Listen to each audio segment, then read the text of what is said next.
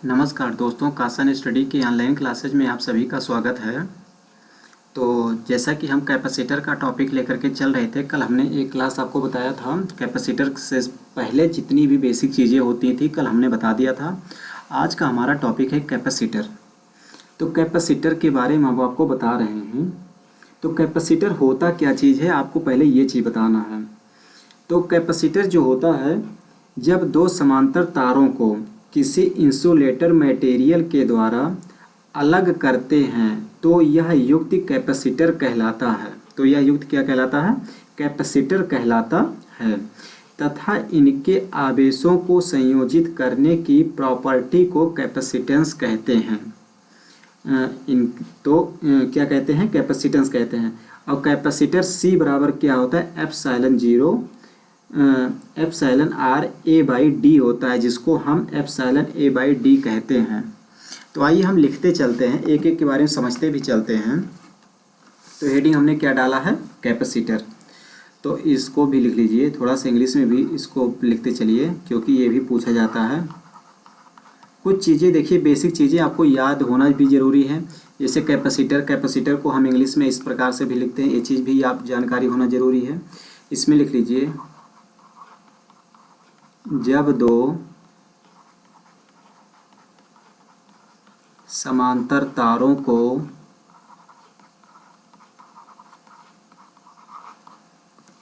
किसी insulator material के द्वारा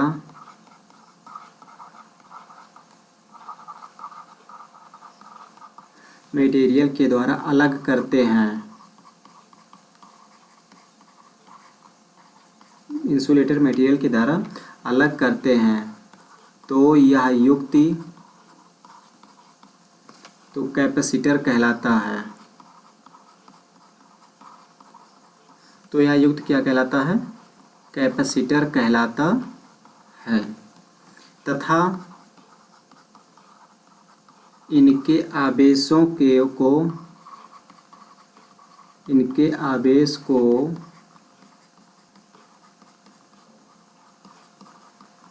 संयोजित करने की प्रॉपर्टी की जो प्रॉपर्टी होती है वो क्या कहते हैं?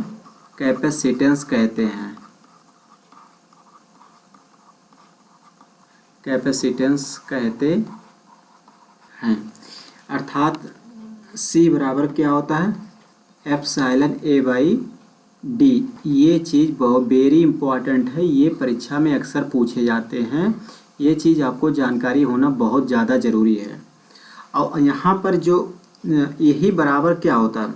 Epsilon zero epsilon r by A, epsilon zero epsilon r A by D होता है, जो कि हमने इससे पहले वाले क्लास में आपको बताया था। एप्सिलॉन बराबर एप्सिलॉन जीरो एप्सिलॉन आर होता है। ये चीज़ हमने आपको इससे पहले वाले क्लास में बता दिया था। इनकी जो मात्रक होती है, कैपेसिटर की जो मात्रक होती है, मात्रक क्या होता है? फैराड। इनकी मात्रक क्या होती है? तो इनकी मात्रक फैराड होता है। अगला देखिए, फैराड। अब यहाँ पर बात आई फैराड। तो फैराड किसे कहते हैं? तो अगले हेडिंग का नाम डालिए फैराड। तो फैराड किसे कहते हैं? यदि एक कूलाम आवेश से 1 वोल्ट का विभव हो जाए तो यह 1 फैराड के बराबर होता है। अर्थात इसमें लिख लीजिए, यदि एक कूलाम आवेश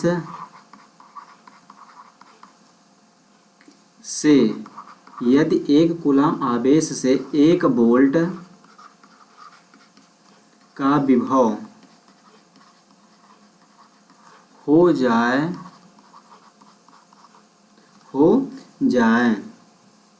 तो यह 1 फैराड के बराबर होता है। 1 फैराड के बराबर होता है। इतना आपको जानकारी होना बहुत ज़्यादा ज़रूरी है। अगला हम पेज पर चलते हैं। अब यहाँ पर हम आपको ये बताने वाले हैं संधारित्र का संयोजन। हम संधारित्र का संयोजन किस प्रकार से करते हैं अब आपको इसमें बताया जाएगा। तो संधारित्र का संयोजन, संधारित्र मतलब क्या होता है, कैपेसिटर। कैपेसिटर को हम संधारित्र भी कहते हैं। इनका जो संयोजन होता है दो प्रकार से होता है, एक होता है श्रेणी क्रम में और दूसरा क्या होता है, समांतर क्रम में। इनका संयोजन दो प्रकार से होता है श्रेणी क्रम में। श्रेणी क्रम में इनका संयोजन कैसे होता है, जैसे ये दो, मान लीजिए दो कैपेसिटर है, इनका जो है किसी बोल्ट से इसका क्या हुआ है, कॉम्बिनेशन हुआ है। देखिए इसमें जो आवेश होते हैं, इसमें आवेश समान होते हैं। अगर आवेश यहाँ पर Q है तो यहाँ पर भी आवेश Q ही होगा, यहाँ पर भी आवेश Q ही होगा। और यहाँ पर जो विभवांतर है, यहाँ पर विभवांतर V1 हो जाएगा, यहाँ पर विभवांतर V2 है। ये कैपेसिटर C1 है, ये कैपेसिटर C2 है। तो ऐसे कंडीशन में अगर V बराबर देखते हैं तो V बराबर V1 प्लस V2 होता है, क्योंकि जो वोल्टेज है, वोल्टेज का यहाँ पर डिवाइडेशन हो जा रहा है। श्रेणी में क्या होता है, श्रेणी क्रम में संधारित्र में वोल्टेज का डिवाइडेशन हो जाता है, अलग हो जाते हैं। तो V बराबर V1 प्लस V2 हो जाएगा। तो V बराबर क्या होता है, जैसा कि आपको पता होना चाहिए, V बराबर Q बाई C हो जाएगा। ये बराबर क्या हो जाएगा, Q बटे C1 प्लस Q बटे C2 ये हो जाएगा। अगर यहाँ से हम निकालते हैं तो 1 बाई CQ इजकल टू क्या हो जाएगा, 1 अपान Q1, सॉरी ये थोड़ी मिस्टेक हो गई। तो C बराबर क्या हो जाएगा, तो C बराबर हो जाएगा C1 प्लस 1 अपान C2। तो यहाँ से ये निकल करके आ जाएगा। और इस प्रकार से आपको ये चीज़ पता चल जा रहा है कि श्रेणी संयोजन में परिपथ में आवेश समान होता है। तो लिख लीजिए इसको, श्रेणी संयोजन में परिपथ में आवेश समान होता है। आवेश कैसा होता है, तो आवेश समान होता है। अगर हम समांतर क्रम में चलते हैं तो समांतर क्रम में जो बनता है स्ट्रक्चर कैसे बनता है, संधारित्र यहाँ पर इस प्रकार से लगे होते हैं। ये है संधारित्र, ये क्या है, संधारित्र है। यहाँ पर भी वोल्टेज अगर वोल्टेज क्या है, V है। तो ऐसे कंडीशन में हम ये देखते हैं कि यहाँ पर जो आवेश हो जाएगा, इसमें आवेशों का डिवाइडेशन हो जाता है, आवेशों का डिवाइडेशन हो जाता है। तो यहाँ पर अगर आपको तुल्य क्या संधारित्र बताना है, तुल्य कैपेसिटर बताना है, अर्थात CEQ बताना है, और यहाँ पर भी CEQ था, टोटल जो है कैपेसिटेंस। तो यहाँ पर बताना है तो इसमें सबसे पहले ये जान लीजिए कि यहाँ पर संधारित्र C1 है, ये संधारित्र C2 है, और यहाँ पर वोल्टेज कैसे हैं, इसमें भी वोल्टेज समान है, इसमें भी वोल्टेज समान है। तो ऐसे कंडीशन में आपको ये मालूम होना चाहिए Q बराबर Q1 प्लस Q2 होता है। तो यहाँ पर अगर Q का मान देखते हैं तो Q का मान CEQ भी बराबर क्या हो जाएगा, C1 भी प्लस C2 भी हो जाएगा। तो यहाँ से CEQ बराबर क्या हो जाएगा, C1 प्लस C2। ये चीज़ भी आपको जानकारी होना ज़रूरी है। यहाँ से आप ये देख रहे हैं कि जो प्रतिरोध है, प्रतिरोध का उल्टा कैपेसिटेंस में चल रहा है। कैपेसिटर में क्या हो रहा है कि प्रतिरोध का उल्टा हो रहा है। तो इसको भी प्रतिरोध की तरह ही सॉल्व करना है, बट केवल अंतर यही है कि रेजिस्टेंट में जो श्रेणी क्रम में सूत्र लगता था, यहाँ कैपेसिटर में वो समांतर क्रम में सूत्र लग रहा है। इसमें एक विशेष पॉइंट है, इसको लिख लीजिए, समांतर परिपथ में वोल्टेज का मान समान होता है। तो लिख लीजिए, समांतर परिपथ में वोल्टेज का मान समान होता है। समांतर परिपथ में क्या होता है, वोल्टेज का मान समान होता है। अब अगले पेज पर चलते हैं। अगला पेज हमारा पर टाइप ऑफ कैपेसिटर, हेडिंग डालिए, टाइप ऑफ कैपेसिटर। अब कैपेसिटर के प्रकार आपको बताना है, तो ये दो प्रकार के होते हैं। ये कितने प्रकार के होते हैं? ये दो प्रकार के होते हैं। कौन कौन से? पहला होता है फिक्स्ड कैपेसिटर, फिक्स्ड कैपेसिटर, और दूसरा जो होता है वो वेरिएबल कैपेसिटर होता है। पहला होता है फिक्स्ड कैपेसिटर, दूसरा होता है वेरिएबल कैपेसिटर। जो फिक्स्ड कैपेसिटर होता है यहाँ पर कोई भी मूवेबल पार्ट नहीं होता है। तो लिख लीजिए, यहाँ पर कोई भी मूवेबल पार्ट नहीं होता है, मूवेबल पार्ट नहीं होता है। और अगर हम वेरिएबल कैपेसिटर में देखते हैं तो यहाँ पर मूवेबल पार्ट होता है, यहाँ पर मूवेबल पार्ट होता है। ये चीज़ भी आपको जानकारी होना जरूरी है। जो फिक्स्ड कैपेसिटर होता है ये पेपर कैपेसिटर में यूज की जाती है, पेपर कैपेसिटर में यूज करते हैं। और कहाँ पर यूज करते हैं? तो माइका में यूज करते हैं। और कहाँ पर यूज करते हैं? तो सिरेमिक में यूज करते हैं। कहाँ पर? सिरेमिक में भी इसका यूज करते हैं। तो यहाँ पर लिख लीजिए सिरेमिक। तो सिरेमिक में भी इसका यूज किया जाता है। और जो यहाँ पर जो मूवेबल पार्ट होते हैं इसमें जो होता है इसका यूज कहाँ करते हैं? तो इसका यूज जो है ट्रिमर में करते हैं, ट्रिमर में भी इसका यूज करते हैं। और कहाँ पर करते हैं? तो एयर कैपेसिटर में भी इसका यूज किया जाता है,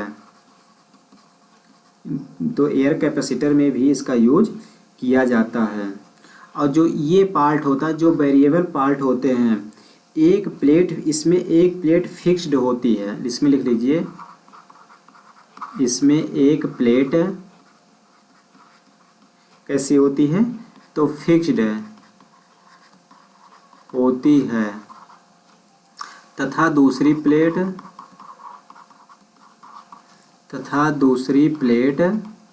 कैसा होता है?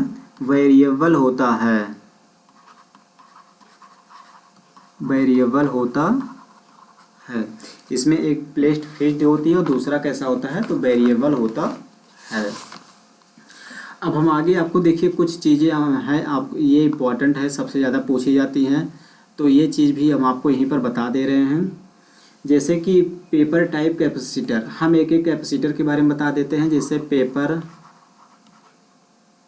पेपर टाइप कैपेसिटर, देखिए और पेज तो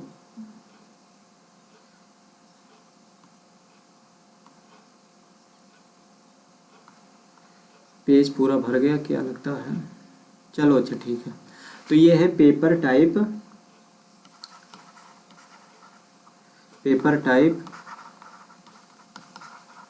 कैपेसिटर। तो पेपर टाइप जो कैपेसिटर होता है इसमें यह मोम या तेल में डूबा हुआ पेपर होता है। तो पेपर टाइप कैपेसिटर यह तेल व मोम में डूबा हुआ कैपेसिटर होता है, कैपेसिटर होता है। इनमें जो कैपेसिटर होती है ये कितने माइक्रोफैरड से कितने माइक्रोफैरड तक होती है? तो ये 0.001 माइक्रोफैरड से ले करके 1 माइक्रोफैरड तक होती है। कितने तक होती है? तो 1 माइक्रोफैरड तक होती है। और इसका जो यूज होता है, इसका यूज कहाँ करते हैं? तो इसका यूज हम रेडियो में करते हैं।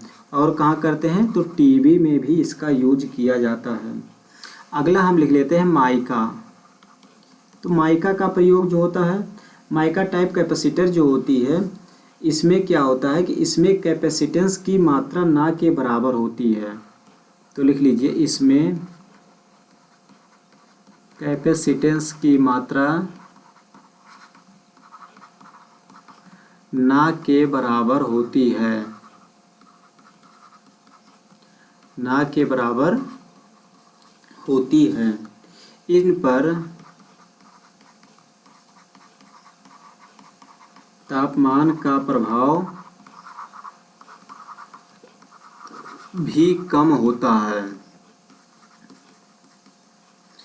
तो दोस्तों यहाँ पर हम ये देख रहे हैं कि ये क्लास बहुत लेंदी हो जा रहा है और बड़ा क्लास रखने से आप लोगों को पढ़ने में ऊब महसूस होता है, इसलिए छोटा छोटा क्लास ही आप लोगों के लिए लेकर के आएंगे। तो यहाँ पर अभी तक जितना भी पढ़ा दिया गया कैपेसिटर के बारे में, इतने में से ही क्वेश्चन लगभग पूछा जाएगा और इसके आगे भी अभी कैपेसिटर के क्लासेज चलेंगे, बट जितना बता दिया गया है इसमें एक एक पॉइंट को आप लोग बहुत अच्छे से तैयार कर लीजिएगा। तो जो भी बच्चे अभी तक चैनल को सब्सक्राइब नहीं किए हैं, चैनल को सब्सक्राइब कर लें और अगर ये क्लासेज आपको पसंद आ रहा है तो लाइक ज़रूर करिए और अपने दोस्तों के पास भी शेयर कर दीजिए। तो ये सेशन हम यहीं पर समाप्त करते हैं। अगले सेशन में कल पुनः इसी टाइम मिलेंगे। नमस्कार।